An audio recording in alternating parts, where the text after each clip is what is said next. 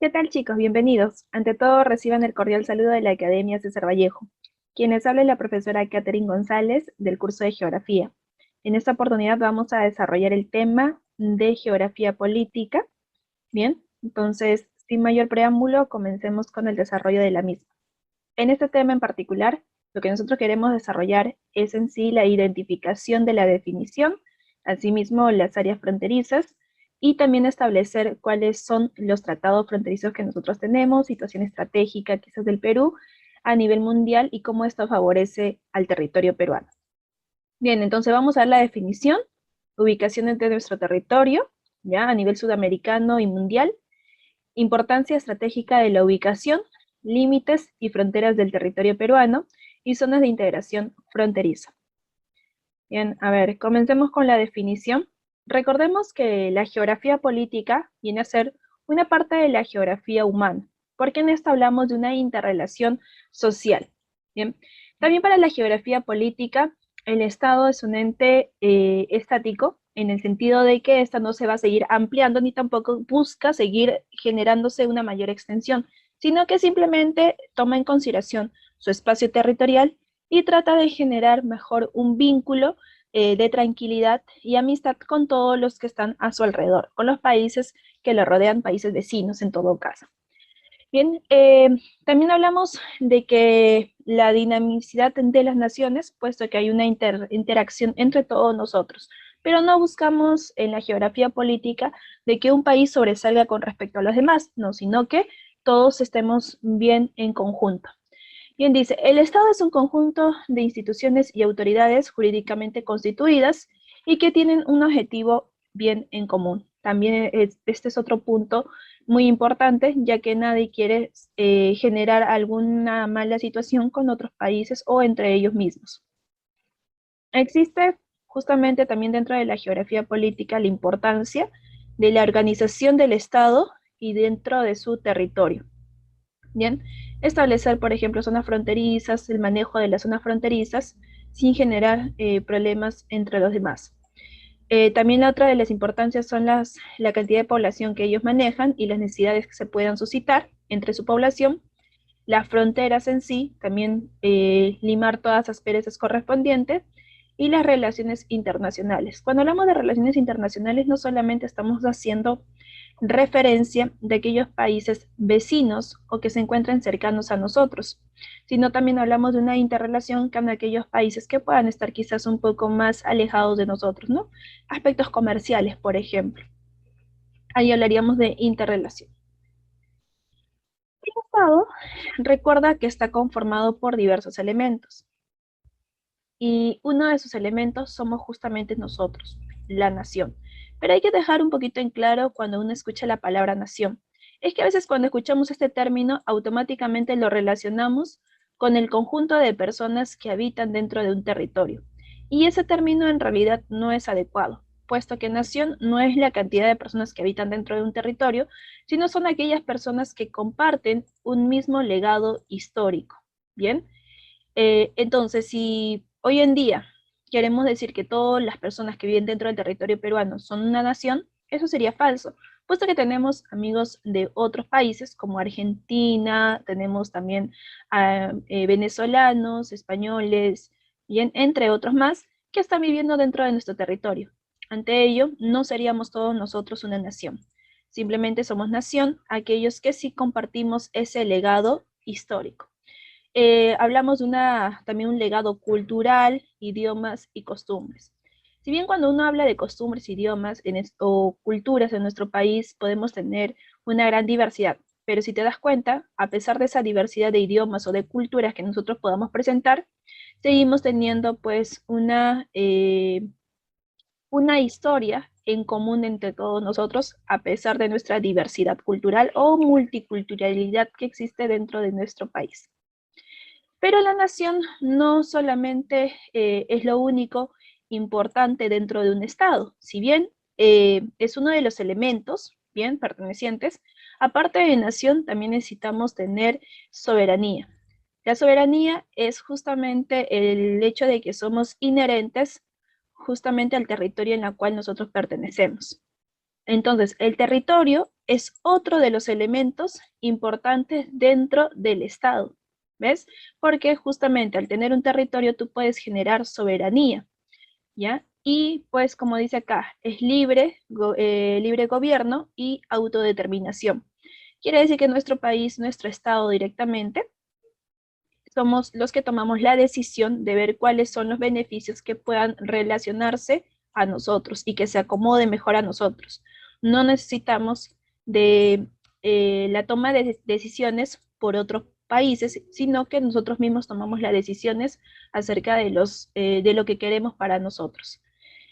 Bien, el territorio, dice, en sí es el espacio geográfico, pero entiéndase como espacio geográfico no solamente la zona continental, sino también la zona marítima. Y ese espacio geográfico es sobre el cual nosotros tenemos justamente soberanía. ¿Quiénes comparten o quiénes conforman el espacio geográfico? Pues conforman el suelo, el subsuelo, el espacio aéreo y el dominio marítimo. Por ende, si alguna persona quiere venir a extraer algún tipo de recurso que no sea peruano, tiene que pedir directamente el permiso al Estado. Ah, pero eso sí, tampoco confundas el hecho de que somos inherentes a nuestro territorio, somos inherentes a esta soberanía en todo caso del territorio, no involucra de que si tú en el lugar donde vives, en tu casa, por ahí, ¿no? Estás cavando el suelo y encontraste, vamos a suponer, una veta de oro, no implica de que tú seas dueño de esa veta de oro, puesto que esto directamente pertenece al Estado y el Estado somos todos nosotros. Y bien, y se tiene que dar a las autoridades correspondientes para que ellos vean de la administración y la mejor extracción de este recurso. Bien. Igual, si alguien quiere entrar a nuestro espacio aéreo, tiene que solicitarnos permisos, no simplemente puede tomar la decisión de ingresar a volar nuestro territorio, ¿no? Por ejemplo, imaginemos que en este caso Chile manda avionetas a volar nuestro territorio.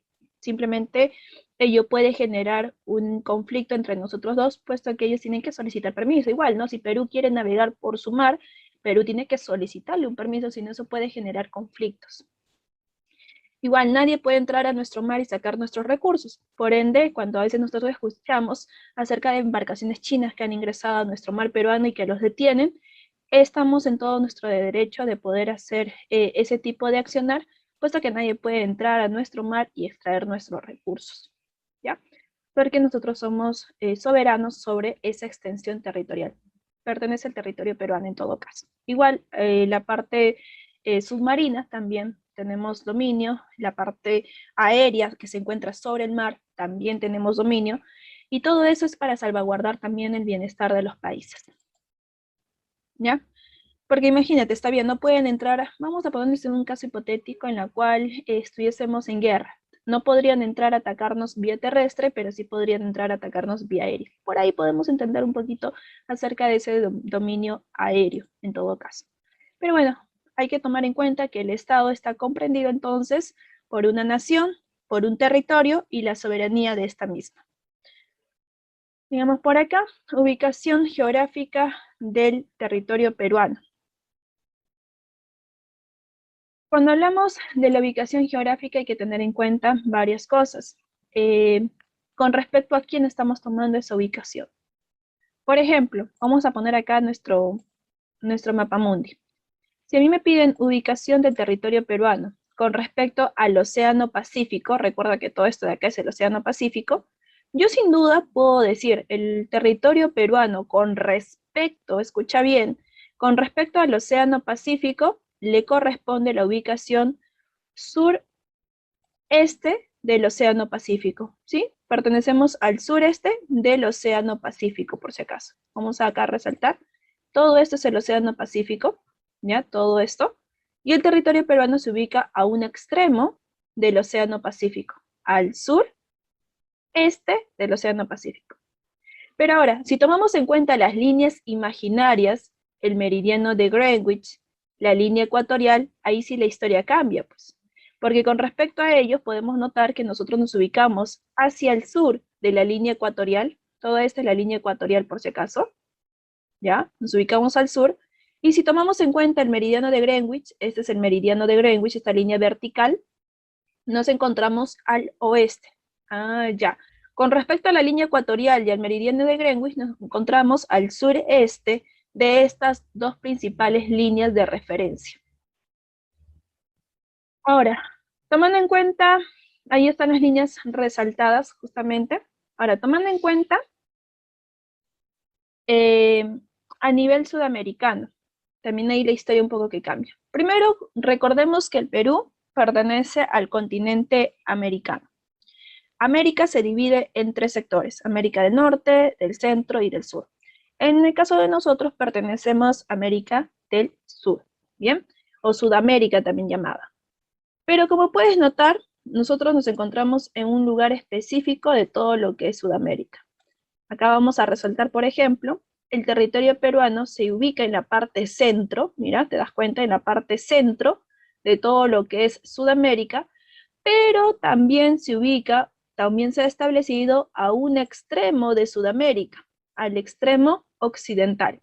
Por ello, a nivel sudamericano, podemos decir que el territorio peruano está ubicado en la parte centro-occidental de América del Sur. ¿Listo? Centro-occidental de América del Sur.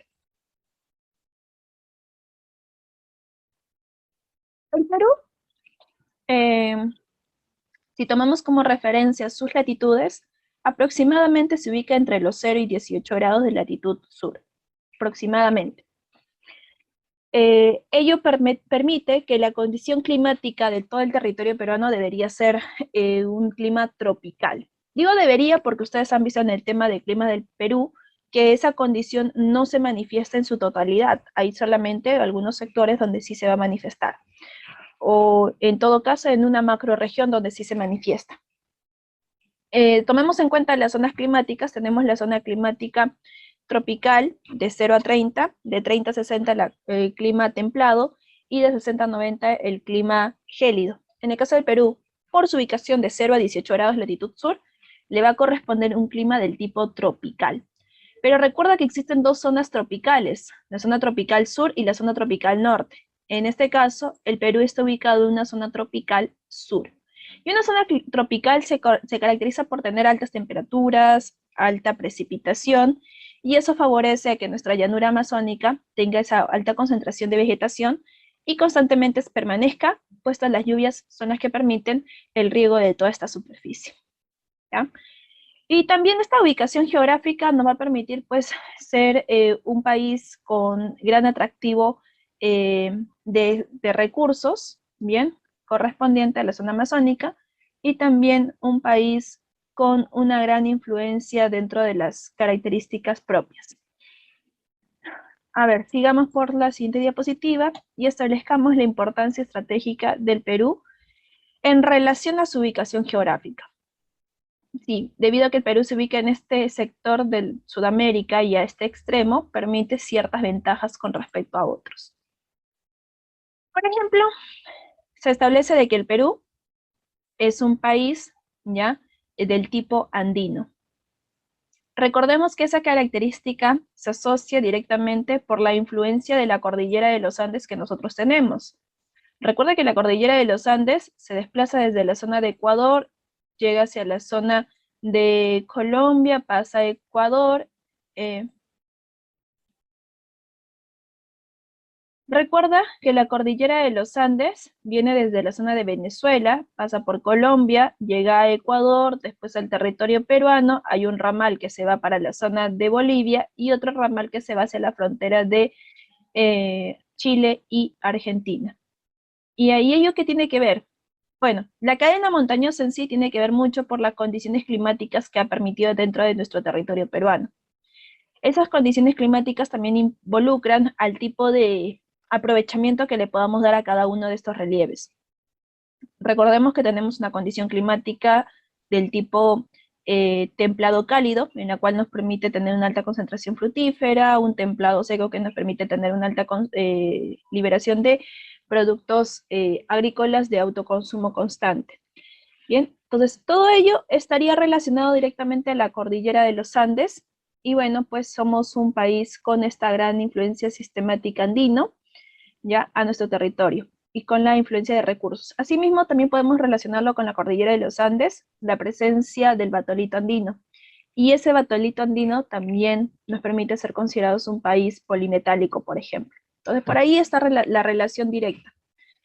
Somos un país también marítimo, y eso pues porque tenemos una salida directa a un extremo o a una parte del Océano Pacífico, ¿no? Las primeras 200 millas, una línea paralela a nuestro límite litoral.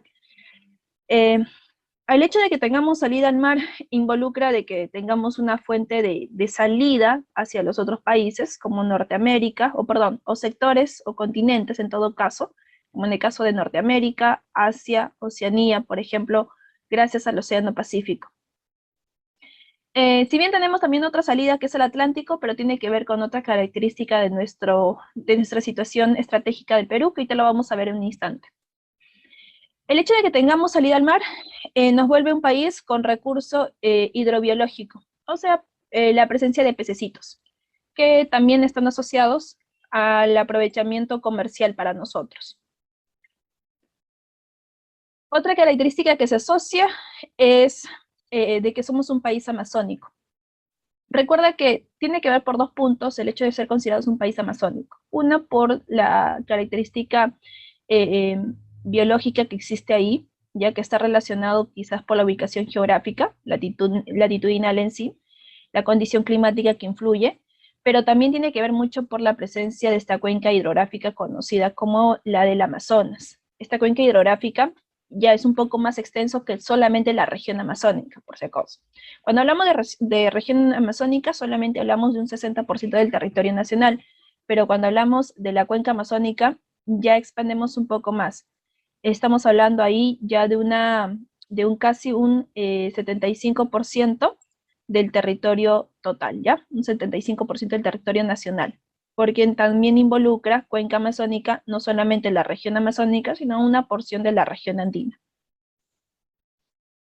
El país también es bioceánico, como te dije hace un instante, el Perú tiene una doble salida. Recordemos que de manera directa tenemos salida al Océano Pacífico, pero gracias a un tratado, la Convención Fluvial, que se firmó entre Perú y Brasil, tenemos una libre navegación por el río Amazonas hasta llegar a la zona del Atlántico, donde podemos también transportar nuestros productos hacia la zona de Europa, África, bien directamente, ¿no? El sur en todo caso. Ahora, ¿nos conviene ese tratado? Claro que sí, porque antes teníamos que hacer todo un recorrido por América del Sur para llegar recién al sur de África, o en todo caso para llegar a la zona de Europa. Era más largo la ruta. Sin embargo, con este tratado hemos acortado toda esta distancia. Bien, entonces, nuestra siguiente característica es que tenemos presencia en la zona de la Antártida. Recordemos que nuestra presencia en la Antártida se debe también por nuestra cercanía y la influencia de la Antártida dentro de las condiciones climáticas de nuestro territorio. Una de sus influencias climáticas estaría asociada con la influencia oceanográfica. Recuerda que nuestro mar peruano tiene una corriente fría que proviene también desde la zona de la Antártida. Esta corriente fría pasa por este sector y la cual permite que su temperatura descienda. Influye dentro de las condiciones climáticas de la costa centro-sur. Pero no es lo único. Recordemos también que en la zona de la Antártida se están formando masas de aire frío que posteriormente por el anticiclón que se encuentra en el Atlántico Sur también ingresan a nuestro territorio, afectando la zona sur andina y parte de la zona amazónica, por ejemplo. Entonces, todas esas características también se asocian a la importancia de que el Perú esté presente dentro de la zona de la Antártida. El Perú es partícipe del Tratado Antártido, puesto que creó también su estación científica en la isla del Rey Jorge, por ejemplo, en la cual esta estación científica permite establecer de qué manera esta zona antártida puede estar influyendo y por qué genera esas condiciones dentro de nuestro territorio. No solamente desde ese punto de vista, también desde el punto de vista climático, por ejemplo, atmosféricos o cambios climáticos en todo caso. El Perú se convierte en un país consultivo después de haber construido la estación científica, por si acaso, ¿ya? Eso es algo importante. En la Antártida está prohibido cualquier manipulación de elementos, extracción en todo caso, está prohibido generar o llevar armamentos bélicos, ya, y generar conflictos. Nadie es dueño del territorio antártico, es un bien común, pero para esto tienes que tener una estación científica para poder generar pues una opinión más certera o en todo caso generar propuestas debido a ello. Perú es un país consultivo, recuerda ese punto. También es un centro de comunicación, debido a su ubicación central, como te dije hace un instante, puede tener diversos puntos de concentración, puede comunicarse con diversos puntos del planeta. Por ende, también esa es otra de sus situaciones estratégicas importantes para el territorio peruano. En los límites de frontera, con respecto al Perú, recuerda que nosotros buscamos el bienestar y estar en tranquilidad con nuestros países vecinos. Estamos hablando de alrededor de 5 países vecinos, ojo, de los cuales podemos rescatar a Ecuador, que se ubica al noroeste. Con Ecuador tenemos el famoso Tratado de Paz, Amistad y Límites de Río de Janeiro, desarrollado en el año 1992 en el gobierno de Manuel Prado. En este tratado en particular van a participar países como Estados Unidos, Brasil, Chile y Argentina. Ellos 4 van a participar, por ende el nombre particular que lleva este tratado, Tratado de Paz y Amistad y Límites de Río de Janeiro, que a veces puede llevar a la confusión y creer que es un tratado firmado con Brasil. No, sino es porque Brasil también participa en ello. En este tratado, felizmente Perú deja tranquilo a la zona de Ecuador, se retira desde la zona de Guayaquil, hace un retiro después de la firma de dicho tratado. El último tratado que se firma con Ecuador, o la última experiencia que tuvimos con Ecuador, fue en el año 1998, donde durante el gobierno del señor Alberto Fujimori se firma el Acta de Brasilia. Bien, y se rectifican los límites entre Perú y Ecuador. Tomamos en cuenta la cordillera del Cóndor, parte del río Tumbes, el río Zarumilla, por ejemplo, como límite fronterizo entre estos dos países. Con Ecuador tenemos la segunda extensión fronteriza, más extensa, ¿ya? Pero eso sí, no podemos olvidar, o no debemos olvidar en sí, que tenemos más regiones políticas fronterizas. Recordemos que las regiones fronterizas estaría ubicado pues Loreto, ¿listo? Amazonas, Cajamarca, Piura y Tumbes, ¿ya? Estos departamentos, estos 5 departamentos son los que generan frontera con Ecuador. En el caso de Colombia, ¿ya? En el caso de Colombia tenemos la zona fronteriza, la tercera zona más extensa en frontera, mejor dicho, pero como límite se establece dentro del Tratado de Salomón Lozano el río Putumayo.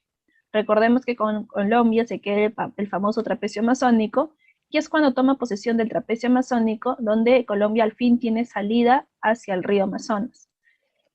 Ello permite que Colombia hoy en día, junto con Brasil y Perú, que previamente habían firmado en la Convención Fluvial, él también se integre a esta convención. Hacia el oeste tenemos al Océano Pacífico. Recordemos que tiene una extensión de casi 200 millas de ancho. Se refiere a una línea paralela a las costas peruanas que se trazan sobre el mar. Sería todo lo que es el territorio marítimo. Y si hablamos de longitud de todo el borde costero, es casi de 3.080 kilómetros. Bien. Hacia el este, ya en Brasil, al este estamos con Brasil. Con Brasil tenemos la frontera más extensa, pero eso sí, con Brasil tenemos solamente 3 departamentos con los cuales son fronterizos. Hablamos de Loreto, Ucayali y Madre de Dios. Con Brasil tenemos el famoso Tratado Belardo-Río Branco, donde también se establece cuál va a ser el límite fronterizo. Acá se establece el río Yavarí como uno de los ríos fronterizos entre estos dos países. Ya primero en extensión fronteriza, por si acaso. Hacia el sur encontramos a Chile, en la cual hemos tenido quizás más conflictos, en particular con ellos, ¿ya? Tratado de Lima, Rada Figueroa, establecido en el año 1929. Con Chile recordemos que nuestra frontera no es natural, es artificial. Tenemos vía férrea, tenemos el famoso hito número 1 como frontera con ellos. Menor extensión, 69 kilómetros nada más de extensión tenemos con Chile. Pero el siguiente país sería Bolivia, con el Tratado de Polo Bustamante firmado en el año 1919, bien, en la cual se establece límites fronterizos como, en este caso, el río Suches entre Perú y Bolivia, también el lago Titicaca y parte del río Desaguadero, por ejemplo, ¿ya? Como límites fronterizos, por si acaso. Bien, en puntos extremos del Perú, ya puntos extremos, vamos a tomar en cuenta solamente boreal, austral, hacia el oeste y hacia el este. Bien, en el punto más boreal del territorio peruano vamos a encontrar directamente al considerado el talwes del río Putumayo establecido en Huepi, ¿ya? Huepi, el punto más boreal del territorio peruano. Y te puedes dar cuenta tú, mira, la cercanía a la línea ecuatorial que tenemos. Estamos a 0 grados, 0,1 minutos 48 segundos, expresado por si acaso en una valoración sexagesimal, ya de cercanía a la línea ecuatorial. Ya no es mucho nuestra diferencia en sí de latitud con esta línea ecuatorial. Por ello consideramos a veces la aproximación de 0 a 18 grados nuestra ubicación latitudinal.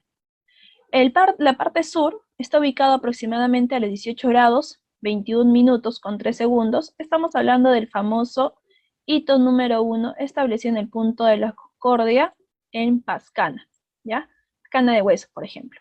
Este es el punto más meridional o más austral en todo caso, si lo quieres llamar, ¿ya? Austral, meridional, al sur, es lo mismo. En la zona este de nuestro territorio, o la zona oriental de nuestro territorio, encontramos a Madre de Dios.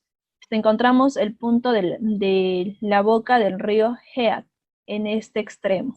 Estamos hablando, ahora sí, con respecto al meridiano de Greenwich, que nos ubicamos a los 68 grados, 39 minutos con 27 segundos. Bien, hacia el meridiano de Greenwich en todo caso. Por si acaso, este valor. Ahora, si bien este punto se encuentra al este de nuestro territorio, recuerda que todo el territorio peruano, todo el territorio peruano se ubica al oeste. Por ende, sí es correcto decir 68 grados, 39 minutos, 27 segundos, latitud occidental. Ojo, ¿ya? Cuidado por ahí, sí es correcto establecerlo con L.W, ¿ya? Vamos con el siguiente punto. A ver, ahí está. El siguiente punto sería este. El punto más occidental de nuestro territorio o más al oeste de nuestro territorio. Aproximadamente estamos hablando ya de un valor de 81 grados con 19 minutos 34.5 segundos. Esto sería Boca de Capones. Bien, Boca de Capones. Ojo, y no vayas a confundir, se suele confundir mucho Boca de Capones con la península de Illesca. La península de Illesca es esta pequeña protuberancia, o esta protuberancia más grande, esa es la península de Illesca. Esta zona más pequeña, esta pequeña zona que sobresale, eso es lo que consideramos nosotros a Boca de Capones. ¿Ya? Entonces ahí está. Puede ser que a ti te pregunten, ¿no? Te den algunas coordenadas y te digan, esa coordenada está más cerca al punto occidental o al punto oriental del territorio peruano. Dicha coordenada está más cerca a la zona boreal o a la zona austral del territorio peruano, por ejemplo. Eso podrían ser unas posibles preguntas que a ti te realicen. Entonces, Huepi, Pascana de Hueso o la punta de la Concordia, boca del río Head y la punta Balcones en todo caso, son lo que nosotros debemos reconocer siempre. Ahora bien, también es importante hablar de las zonas de integración de frontera, pero primero, para ello, hablemos de qué cosas son las fronteras. Las fronteras, recuerda que son aquellas delimitaciones que se generan entre dos países directamente. Puede ser dos países, dos departamentos, dos distritos.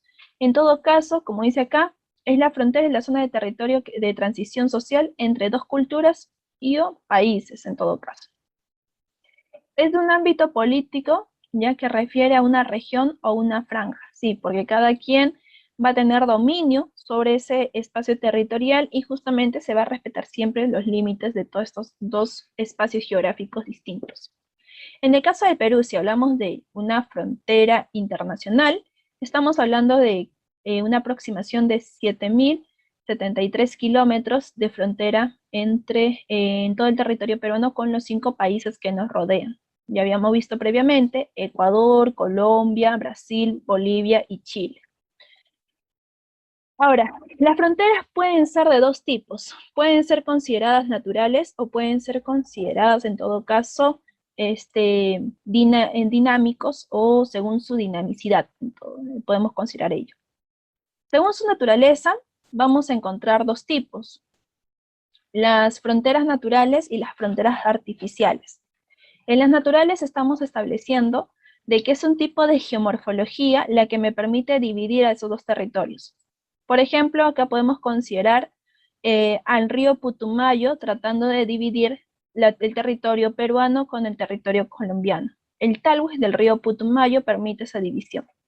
También podemos considerar las quebradas, mar, lagos, por ahí lagunas en todo caso, ¿bien? Como te he dicho, quebradas, cordilleras, cordilleras como en el caso de Ecuador-Perú, ¿no? La cordillera del Cóndor, por ejemplo.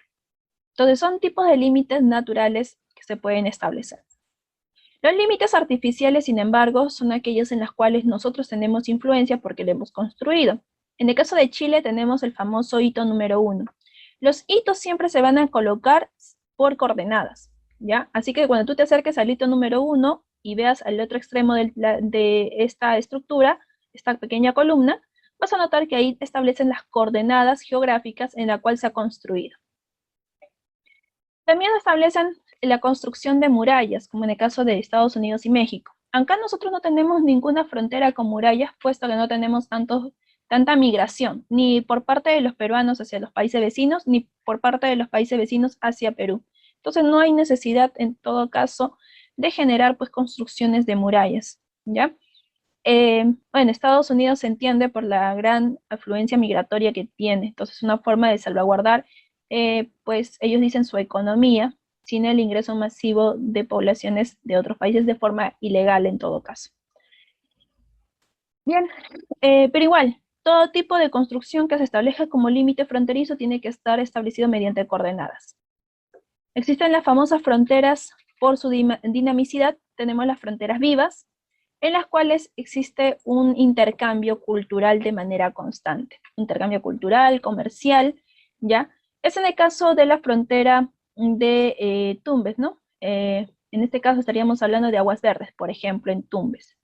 Ahí hay un constante intercambio cultural entre Perú y Ecuador, ¿no? Productos, peruanos que se van a Ecuador a comprar productos, o viceversa, ecuatorianos que vienen a Perú a comprar productos. También no existe esa dinamicidad en la zona de Tacna y Arica, por ejemplo, ¿no? Peruanos que se van hacia Chile vía terrestre, igual chilenos que vienen al Perú vía terrestre. Fronteras muertas son aquellas en las cuales no hay ese tipo de dinamicidad, no hay un transporte, comunicación constante. Ello podemos citar nosotros a la frontera, por ejemplo, de Perú-Brasil. Y eso se debe por la misma vegetación que existe en este extremo del territorio. Recordemos que hay una gran vegetación, una vegetación muy densa, lo cual no posibilita pues establecer pues un libre tránsito entre estos 2 países por dicho sector.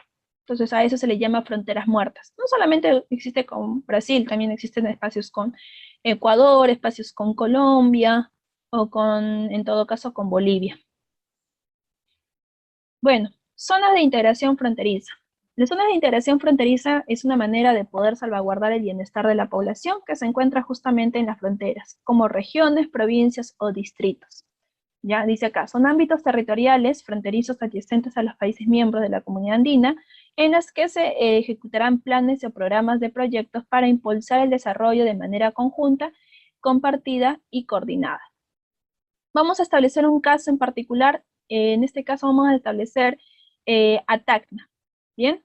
Tacna como nuestro departamento o región política fronteriza, de las cuales vamos a rescatar en particular un distrito en donde se encuentra, en todo caso, el puesto fronterizo Santa Rosa, entre Tacna y Arica, en todo caso.